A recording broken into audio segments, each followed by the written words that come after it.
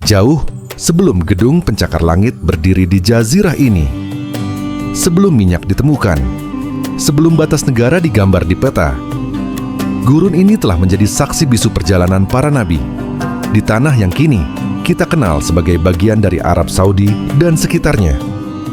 Sejarah spiritual umat manusia pernah dituliskan oleh pasir dan angin. Di lembah gersang yang tak memiliki tanaman, Nabi Ibrahim meninggalkan istri dan putranya atas perintah Tuhan. Lembah itu kelak dikenal sebagai Makkah, sebuah wilayah di tengah bentangan Arabian Desert, di tempat yang tampak mustahil untuk kehidupan. Justru lahir sumber air yang mengalir hingga hari ini.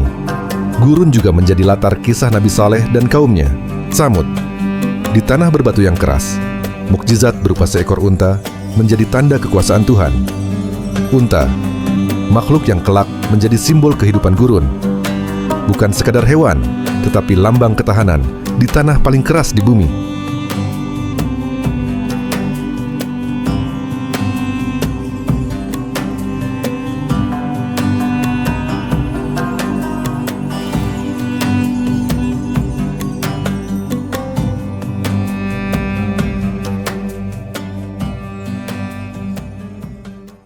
Hari ini, para ilmuwan memahami bagaimana Camelus dromedarius mampu bertahan tanpa air berhari-hari.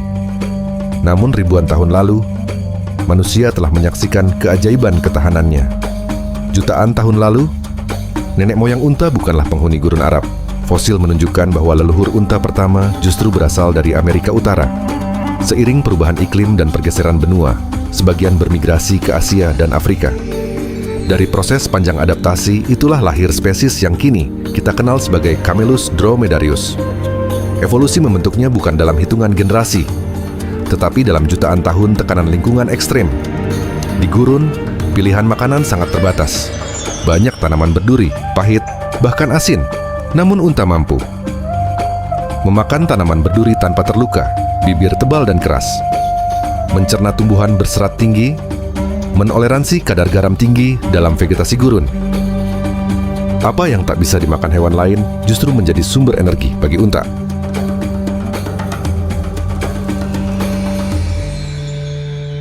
Tubuhnya bukan sekadar tubuh hewan biasa. Ia adalah hasil dari jutaan tahun adaptasi terhadap salah satu ekosistem paling keras di bumi. Lubang hidung unta dapat menutup hampir sepenuhnya. Bulu halus di dalamnya menyaring partikel pasir. Rongga hidungnya mampu mengembalikan uap air saat ia menghembuskan napas. Setiap tarikan napas dihemat, setiap hembusan dipertahankan. Ini adalah sistem konservasi air alami, vital di lingkungan dengan kelembapan sangat rendah.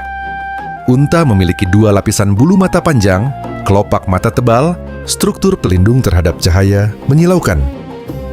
Saat badai pasir datang, makhluk lain menutup mata dan bersembunyi. Unta tetap berdiri dan tetap melihat. Vegetasi gurun sering kali berduri, kering, tinggi kadar garam. Namun bibir unta tebal dan keras. Lapisan dalam mulutnya kuat terhadap luka. Apa yang tak bisa dimakan makhluk lain menjadi sumber energi baginya. Dengan kemampuan ini, unta tidak perlu bersaing keras memperebutkan makanan.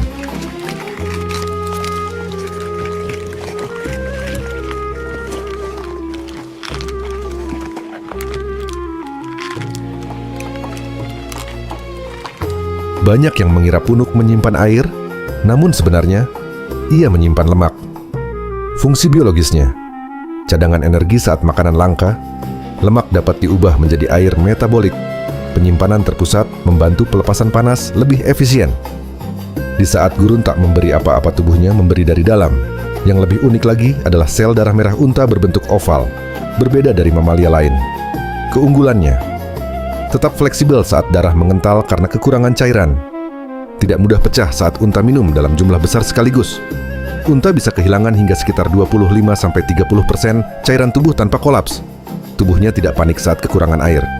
Ia beradaptasi dan menunggu. Ginjal unta sangat efisien. Urinnya sangat pekat. Fesesnya sangat kering. Hampir tidak ada cairan yang terbuang sia-sia. Di gurun, air adalah kehidupan, dan tubuh unta tidak pernah membuang kehidupan dengan sia-sia. Suhu tubuh unta dapat berfluktuasi antara sekitar 34 derajat Celcius hingga lebih dari 40 derajat Celcius. Artinya, ia tidak langsung berkeringat saat panas naik. Ia membiarkan suhu tubuh menyesuaikan diri, mengurangi kehilangan air akibat keringat. Ia tidak melawan panas. Ia menerimanya, lalu menyesuaikan diri. Telapak kaki lebar dan empuk, 2 jari dengan bantalan elastis. Keuntungannya, berat tubuh tersebar merata, tidak mudah tenggelam di pasir, tahan terhadap suhu panas permukaan gurun. Setiap langkahnya adalah kompromi sempurna antara berat dan keseimbangan. Bulu unta tebal di bagian atas tubuh, lebih tipis di bagian bawah. Fungsinya, menghalangi panas matahari langsung, menahan panas tubuh saat malam dingin. Dalam satu hari, gurun bisa menjadi api dan es, dan bulu itu menjembatani keduanya.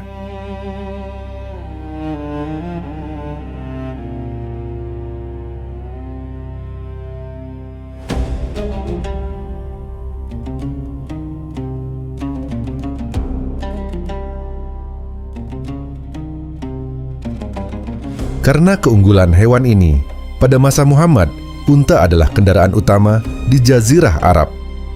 Peristiwa paling penting adalah hijrah dari Mekah ke Madinah pada tahun 622 Masehi. Nabi melakukan perjalanan sekitar 400 km melintasi gurun. Unta memungkinkan perjalanan jauh tanpa banyak air. Dalam riwayat, unta Nabi bernama Al-Qaswa berhenti di lokasi yang kemudian menjadi tempat pembangunan Masjid Nabawi. Tanpa unta, perjalanan bersejarah ini hampir mustahil dilakukan di lingkungan gurun yang ekstrim. Unta juga berperan penting dalam penghubung perdagangan dan penyebaran Islam. Sebelum Islam lahir, Jazirah Arab sudah berada di tengah jalur perdagangan internasional. Kota seperti Mekkah menjadi simpul penting antara dunia Romawi Timur, Bizantium, Persia, Afrika Timur, Asia Selatan. Karena kondisi gurun ekstrem, hanya unta yang mampu membawa beban 200-300 kg, bertahan berhari-hari tanpa air. Menempuh ratusan kilometer, kafilah bisa terdiri dari puluhan hingga ribuan unta. Mereka membawa rempah-rempah, kain, kurma, dupa, logam mulia. Tanpa unta, perdagangan lintas gurun hampir mustahil.